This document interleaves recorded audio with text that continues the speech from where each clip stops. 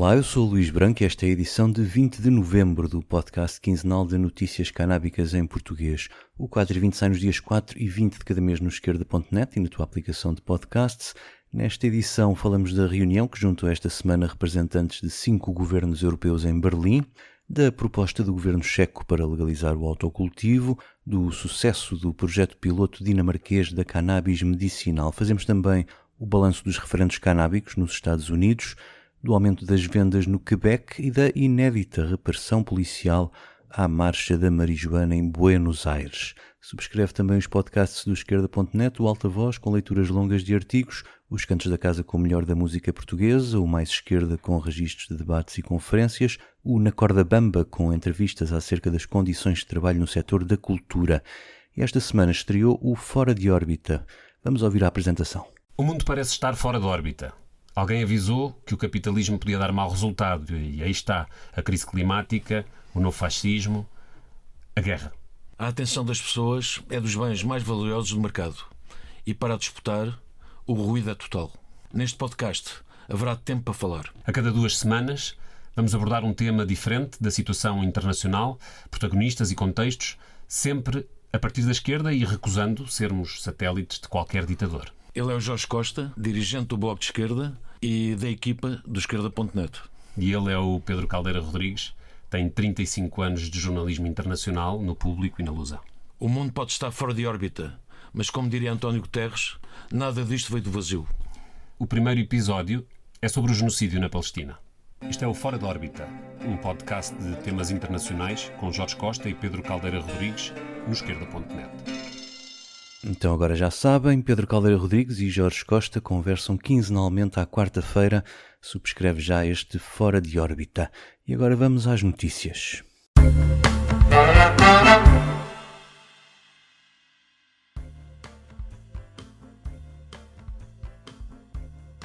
Portugal também parece estar cada vez mais fora da órbita dos países que avançam na regulação da cannabis. Longe vão os tempos em que era elogiado por ser um pioneiro na política de drogas. 20 anos depois da descriminalização dos consumos, o nosso governo já nem sequer é convidado para discutir os passos a dar na Europa para a regulação. Por iniciativa do governo alemão, reuniram ontem e anteontem representantes dos governos europeus que mais têm defendido uma abordagem diferente do proibicionismo. A Alemanha convidou representantes do Luxemburgo e Malta, que aprovaram a legalização da cannabis para uso adulto antes dos alemães, mas também dos Países Baixos, República Checa e Suíça. O objetivo do encontro foi o de trocar impressões sobre as experiências da regulação do uso adulto da cannabis, onde ela já existe, além dos seus efeitos e das medidas de prevenção adotadas por cada país.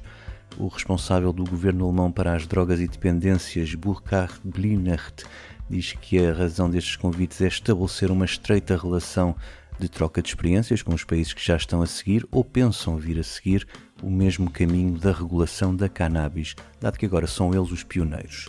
Os países presentes concordaram em trocar também informações sobre os planos para medidas no futuro quanto à cannabis, além dos dados sobre a evolução do consumo e do mercado canábico, bem como das políticas de prevenção e tratamento. Se bem que o responsável espera que os encontros se repitam, o panorama político alemão não parece estar muito favorável, tendo em conta as prováveis eleições antecipadas no primeiro semestre do próximo ano e as sondagens que apontam para um regresso da direita ao poder. Uma das promessas dos conservadores da CDU-CSU é precisamente reverter a legalização do autocultivo e dos clubes sociais.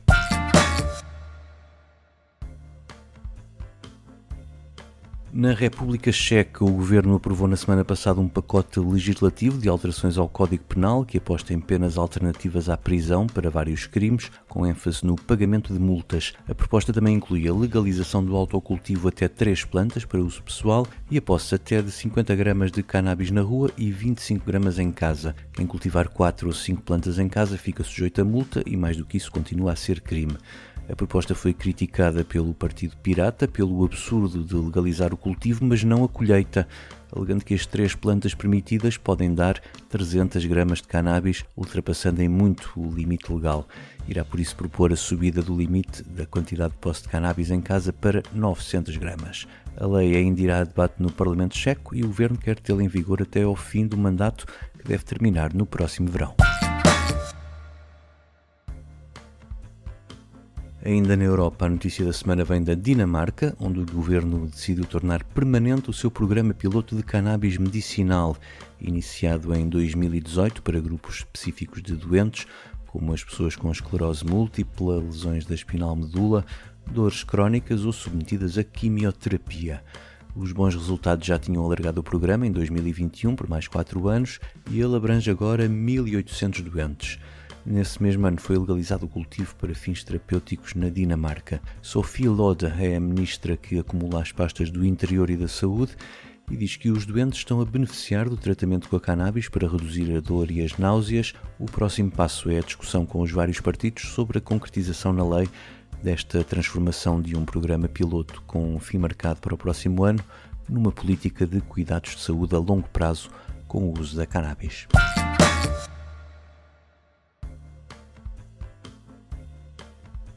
Continuamos a habitual volta ao mundo pelos Estados Unidos, onde as eleições fizeram regressar Trump à Casa Branca e os referendos em vários estados também não trouxeram boas notícias para os defensores da legalização da cannabis. O mais importante era o da Flórida, onde tanto Trump como Kamala Harris falaram a apoiar o sim à legalização para os adultos e a oposição ficou sobretudo a cargo do governador Ron DeSantis. E, verdade seja dita, o sim venceu com quase 56% dos votos, mas apesar de haver mais de 1.200.000 eleitores a apoiar a proposta do que os seus adversários, isso não chegou para passar a barreira dos 60% que seriam necessários para ela se tornar lei. Também nos 2 Dakotas o resultado de 2022 repetiu-se, agora com o não a vencer por 55% no sul e 52% no norte. A única boa notícia veio do Nevada, onde o acesso à cannabis medicinal foi aprovado com 71% de votos sim. No Arkansas, a proposta de alargar o sistema de cannabis medicinal estava no boletim de voto, mas os tribunais decidiram não contar os votos por considerarem que o título da proposta era enganador, ao referir-se apenas à cannabis medicinal, quando a proposta também incluía a possibilidade de legalizar a posse para uso adulto, caso a proibição federal viesse a ser levantada no futuro. Os promotores da iniciativa dizem que a política prevaleceu sobre os precedentes legais, mas prometem não baixar os braços, até porque as sondagens mostravam um forte apoio à sua proposta. Ao nível municipal também houve referendos que abriram espaço ao fim da proibição. No Kentucky, os habitantes de 106 localidades foram chamados a votar em referendos para aprovarem ou rejeitarem a abertura de dispensários de cannabis medicinal nos sítios onde vivem, e todos eles votaram sim. No Texas, os eleitores da cidade de Dallas e de outras 2 cidades aprovaram medidas para impedir as detenções policiais por posse de pequenas quantidades de cannabis. Num balanço geral, Paul Armentano, da ONG NORML, diz que o caminho é feito de avanços e recuos e que a única coisa que é certa é que a legalização da cannabis é um dos poucos temas em que os cidadãos dos Estados Unidos estão de acordo, como mostrou a posição dos 2 candidatos presidenciais e os inquéritos nacionais que colocam a taxa de aprovação nos 68%, uma subida de 20 pontos percentuais em apenas uma década. No vizinho do norte, o Canadá, a cannabis é legal desde 2018 a nível federal, mas cada província adotou o seu modelo. No caso do Quebec, a venda de cannabis legal é um monopólio público, detido pela Société Québécoise du Cannabis, com apenas 100 lojas espalhadas pelo território. Esta agência divulgou agora os números das vendas do 2º trimestre do ano fiscal, que mostram o aumento da adesão ao mercado legal. Venderam-se quase 35 toneladas de cannabis, por comparação às 27 toneladas e meia vendidas no mesmo trimestre do ano passado. Um aumento de 26% na quantidade vendida e de 15% nas receitas. Quanto ao número das vendas, também aumentaram quase 1 milhão para os 4,4 milhões de transações. Já com todos os impostos incluídos, o preço médio programa ficou-se pelos 3,90€, isto juntando todos os produtos vendidos. Há um ano esse preço era de 4,30€, o que quer dizer que os consumidores estão a preferir os produtos mais baratos e os concentrados, que têm um preço de venda programa inferior ao das flores. No Quebec, a regulação é mais apertada, com muitos concentrados, comestíveis e vaporizáveis à base de cannabis ainda impedidos de entrar nestas lojas. Também a idade mínima legal é diferente da definida na lei federal, o que tem sido contestado nos tribunais. No Quebec é preciso ter mais de 21 anos para comprar cannabis nas lojas. A CEO da Société Québécoise do Cannabis, Suzanne Bergeron, afirma que os dados recolhidos nos 6 anos da legalização já permitem ter uma ideia do que é que os consumidores gostam ou não gostam, mas também do que é que ainda os mantém no mercado ilegal em vez de comprarem sempre nas lojas, e permite adaptar a estratégia e as próprias lojas para atrair esses consumidores. Neste trimestre, a província do Quebec arrecadou quase 50 milhões de euros em receita, dos quais 30 milhões em impostos, que são depois reinvestidos em programas de prevenção do consumo e de investigação sobre a cannabis.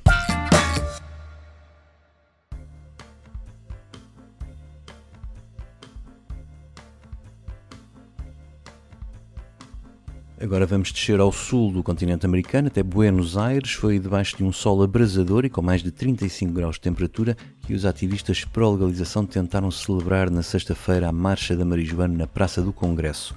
A iniciativa realiza-se há 15 anos naquele local e, como sempre, os organizadores informaram as autoridades. Mas desta vez o dispositivo policial disse-lhes que não podiam alistar. Enquanto decorria o diálogo com a polícia, os organizadores começaram a montar um toldo para proteger do sol as crianças e as pessoas com deficiência presentes na iniciativa e foram atacados à bastonada pela polícia argentina.